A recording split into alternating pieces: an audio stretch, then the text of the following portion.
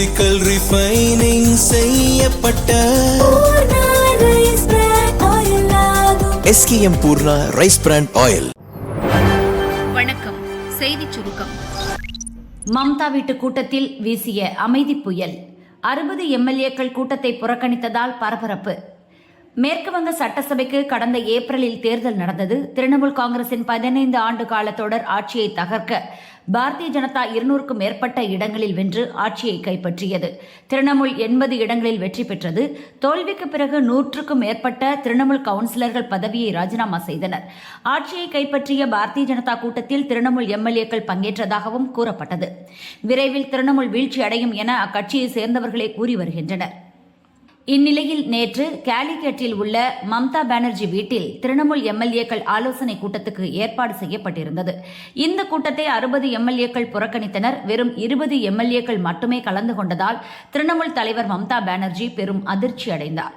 கூட்டத்தை ஏற்பாடு செய்திருந்த திரிணாமுல் சட்டசபை கட்சித் தலைவர் சோவன் தேப் சட்டோபாத்யாயா கூட்டம் ரத்து செய்யப்படுவதாக அறிவித்தார். 60 MLAக்கள் கூட்டத்தை புறக்கணித்திருப்பது திரிணாமுலுக்கு பெரும் நெருக்கடியாக பார்க்கப்படுகிறது. ஆனால் திரிணாமுல் மூத்த MPக்கள் அபிஷேக் பானர்ஜி மற்றும் கல்யாண் பானர்ஜி மீதான தாக்குதல் காரணமாகத்தான் திரிணாமுல் MLAக்கள் மம்தா அழைத்திருந்த கூட்டத்தில் பங்கேற்கவில்லை என்று அக்கட்சியின் செய்தி தொடர்பாளர் குணால் கோஷ் தெரிவித்துள்ளார். திரிணாமுல் காங்கிரசின் தலைவர்கள் மீதான தாக்குதலை தொடர்ந்து எங்கள் கட்சி MLAக்கள் தற்போது அவரவர் தொகுதிகளில் போராட்டங்களை ஒருங்கிணைத்து வருவதாகவும் அதனால் கூட்டத்தை தற்காலிகமாக தள்ளி வைக்குமாறு அவர்கள் கேட்டுக்கொண்டதாகவும் குணால் கோஷ் கூறியுள்ளார். இனி கேந்திரிய பள்ளிகளில் தமிழ் மொழி அரசியல் சர்ச்சை. பீஸ். மத்திய அரசின் தேசிய கல்விக் கொள்கையின்படி இந்த ஆண்டு முதல் மும்மொழிக் கொள்கை கட்டாயமாக்கப்பட்டுள்ளது. இதை தமிழக அரசு எதிர்த்து வரும் நிலையில் மத்திய அரசின் நேரடி கட்டுப்பாட்டில் உள்ள பள்ளிகளில் அமலுக்கு வந்தது. அதன்படி கேந்திரிய வித்யாலய பள்ளிகள் மற்றும் CBSE இணைப்பு பள்ளிகளில் இந்த கொள்கை நடைமுறைக்கு வந்துள்ளது. கேந்திரிய வித்யாலய பள்ளிகளில் 3ஆம் வகுப்பு முதல் 9ஆம் வகுப்பு வரை படிக்கும் மாணவ மாணவியருக்கு 3ஆம் மொழியாக தமிழ் மற்றும் சமஸ்கிருதம் கற்கும் வாய்ப்பு கிடைத்துள்ளது. அவற்றில் ஒன்றை விருப்ப மொழியாக தேர்வு செய்யும்படி மாணவர்களுக்கும் பெற்றோருக்கும் கேந்திரிய வித்யாலய ஆசிரியர்கள் விளக்கியுள்ளனர். இதுவரை கேந்திரிய வித்யாலய பள்ளிகளில் தமிழகத்தைச் சேர்ந்த மாணவர்கள் தமிழ் கற்க வாய்ப்பு குறைவாக இருந்தது.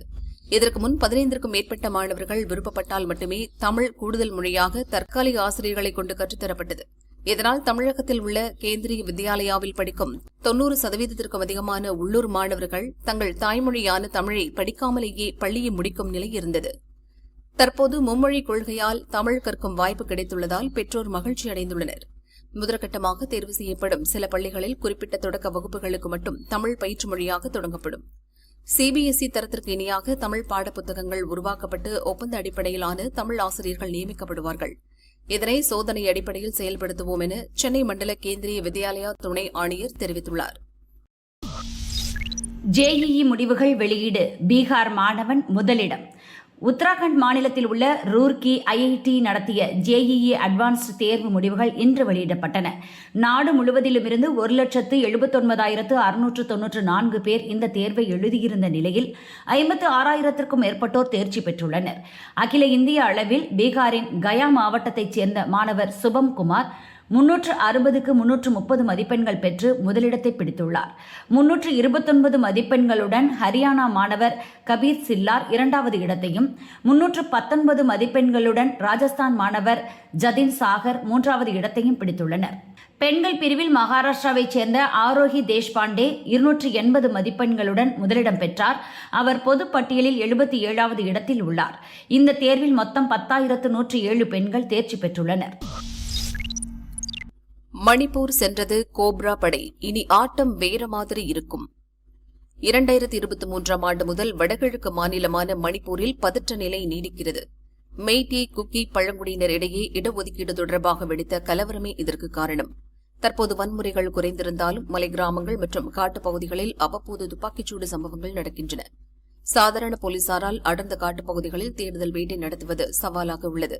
இந்த நிலையில் மத்திய ரிசர்வ் போலீஸ் படையின் கோப்ரா சிறப்பு படையை முதன்முறையாக மணிப்பூரில் மத்திய அரசு களமிறக்கியுள்ளது. கோப்ரா என்பது 2008இல் தொடங்கப்பட்ட நாட்டின் முதன்மை கொரில்லா எதிர்ப்பு படையாகும். அடர்ந்த காடுகளில் பதுங்கியிருக்கும் எதிரிகளை உளவுத்துறை தகவல்களின்படி துல்லியமாக தாக்கி அழிப்பதில் இந்த படையினர் வல்லவர்கள். சத்தீஸ்கர், ஜார்க்கண்ட், ஒடிசா போன்ற மாநிலங்களில் இயங்கி வந்த நக்சல்களை கோப்ரா படையை பெருமளவு ஒடுக்கியது.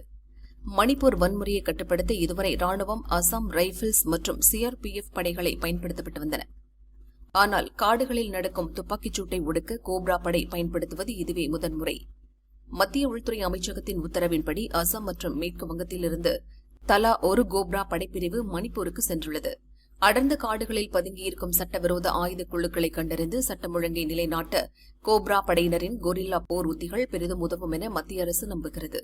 மணிப்பூரில் நிலவும் அசாதாரண சூழலை இந்த படை கட்டுப்படுத்தும் என எதிர்பார்க்கப்படுகிறது. வார துவக்க நாளில் தங்கம் விலை அதிரடி சரிவு. தமிழகத்தில் கடந்த சில தினங்களாக தங்கம், வெள்ளி விலை ஏற்ற இறக்கம் கண்டு வருகிறது. கடந்த சனிக்கிழமை தங்கம் விலை கிராமுக்கு 30 ரூபாய் உயர்ந்து 14,630 ரூபாய்க்கு விற்பனையானது. சவரனுக்கு 240 ரூபாய் உயர்ந்து 1,17,040 ரூபாய்க்கு விற்கப்பட்டது. வெள்ளி கிராம் 290 ரூபாய்க்கு விற்கப்பட்டது. நேற்று விடுமுறை தினம் என்பதால் தங்கம் விலையில் மாற்றம் இல்லை.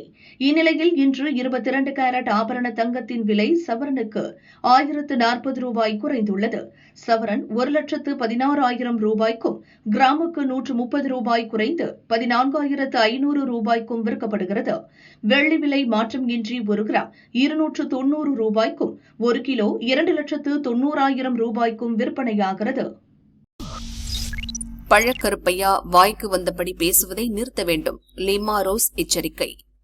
நீதி கட்சியைச் சேர்ந்த A.T. பன்னீர்செல்வத்தின் பிறந்த தினத்தை முன்னிட்டு அவரது மணிமண்டபத்தில் தமிழக அரசு சார்பில் மரியாதை செலுத்தப்பட்டது.